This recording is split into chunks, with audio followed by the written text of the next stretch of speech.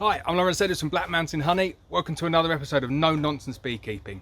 So it's been an absolutely crazy manic week.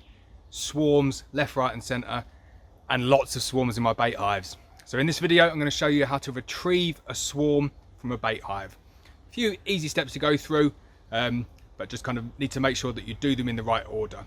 So what I do is I come to the apiary late in the evening. That's the first one. If you want to catch as many bees as possible, come later in the evening. You should catch as many bees as you possibly can. Then what you want to do is, if you can, get up to the bait hive and inspect it in situ. I always find that a lot easier than taking it back down to the ground and then realising there's something wrong or you have to leave it back up there. So if it's safe to do so, get up there and inspect it in situ. If it's not, take it down to the floor, inspect it on the floor, and then if necessary, you can put it back up there. You want to take the bait hive, close it up, and then take it to a safe apiary. So don't take it to your normal apiary, you might spread disease. So have a safe place that you can take these bees, give them at least one, preferably two brood cycles to kind of show that brood, so you can do a full inspection and make sure that there's no diseases present. So let's get up in the tree and let's take a look at this swarm. So the first thing you want to be looking for, you need to confirm that there is actually a swarm in there.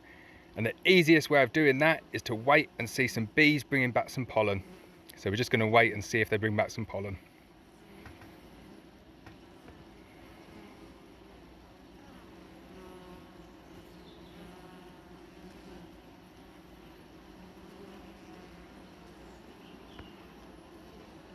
And there we go. If you saw that one there was a bee bringing back pollen. And there's another one there just on the buckle. The other thing is that you can smell the honey. Like, I can literally smell the honey coming from this hive, so I'm hoping it's going to be a nice size one. But we'll open it up and we'll take a look. Right, so I got to the top of the ladder to do the inspection on the bees, and oh my god, I've left this one too late. I didn't even bother opening them up, and I'll show you the reason why. Oh, I reckon that weighs 40 kilos. So not only have I missed the swarm in this one, they've absolutely jam-packed it full of nectar. So I'm not going to bother opening it up now. I'm going to take it home, I'm going to put it into its new spot, so its new quarantined apiary, and then I'll flash forward and we'll open it tomorrow when it's light and I'll show you what's inside. But I'm telling you, it's going to be a big one. Right, so we've got the bees back to the quarantine apiary, which for the time being is the flat garage roof in my garden. Now we're going to take a look inside this nuke and show you how big this swarm was. So obviously they kind of built out all of the frames, probably left it a couple of weeks too late getting them out of here, but they're absolutely jam-packed. So we'll go through and show you how big this swarm is.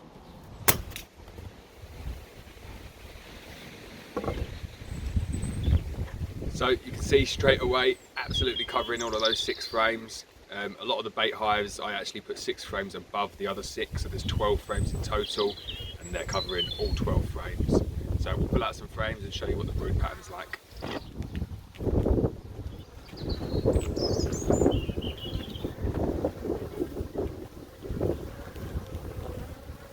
Really nice brood pattern. Like, these are actually really gentle, calm bees. Sometimes the swarms that I get around here are really not very nice. These are actually really, really good. So yeah, very happy with them.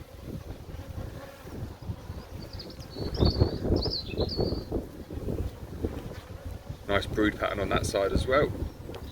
As you can see though, they're really running out of space. They're absolutely jam-packed full of nectar and pollen as well. They're wall-to-wall brood, top and bottom.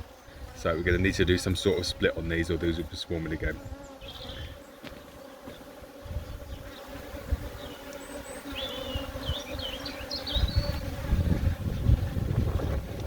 I mean, these must have swarmed at least 2 or 3 weeks ago. I do monitor the boxes, but a lot of the time it's difficult to see whether it's kind of just scout activity or actually bees.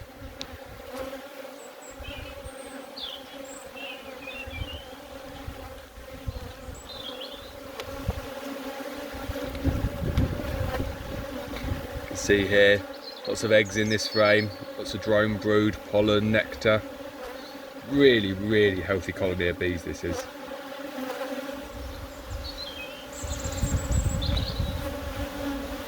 More frames here, brooding all stages, just capping over now. Brood looks healthy though.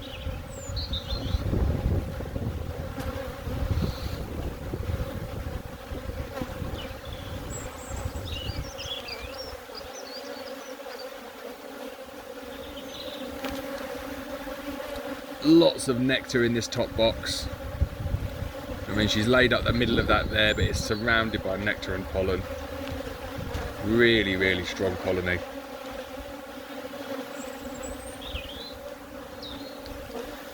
And then we just got a frame full of nectar at the edge there. So top box, 4 frames of brood, 2 frames just full of nectar.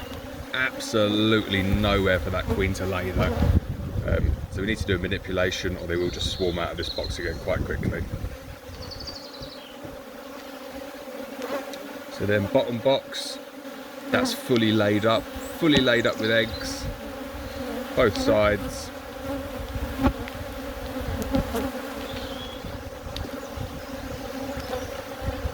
Again, fully laid up with eggs, both sides.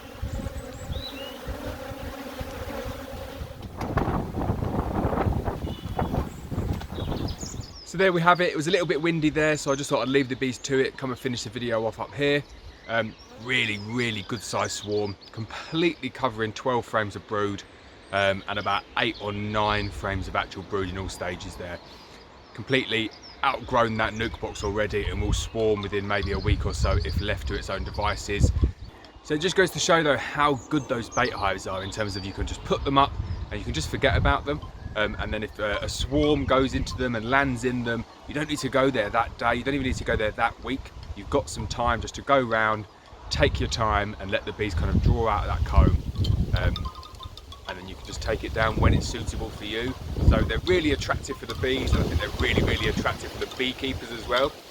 So I will certainly be using more of them, putting more of those up each season. We put about 40 up this season. I've probably had between 10 and 12 swarms in it so far. I think we've probably got another couple of weeks where potentially we can catch swarms, and then I'll just take them down. I don't really want any swarms kind of past the middle of June. I think it's my cut off.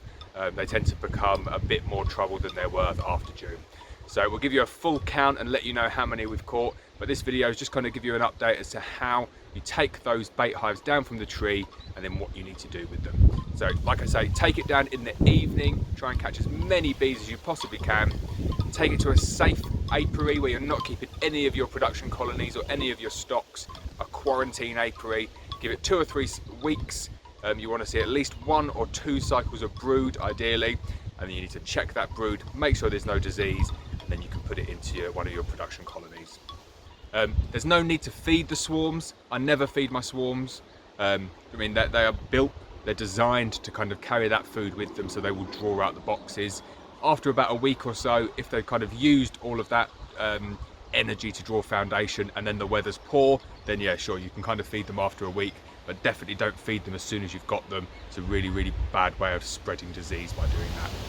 So that's it for today's video. Really hope you've enjoyed this one. I certainly have. I love going out, I love catching swarms, but even better, I love kind of the bees coming to me for free bees coming into my bait hives. It's absolutely fantastic, and we'll do loads more videos of this because it's happening loads at this time of year. So thanks for watching. Please hit the subscribe button, please hit the bell so you're notified of every video. I'll see you next time.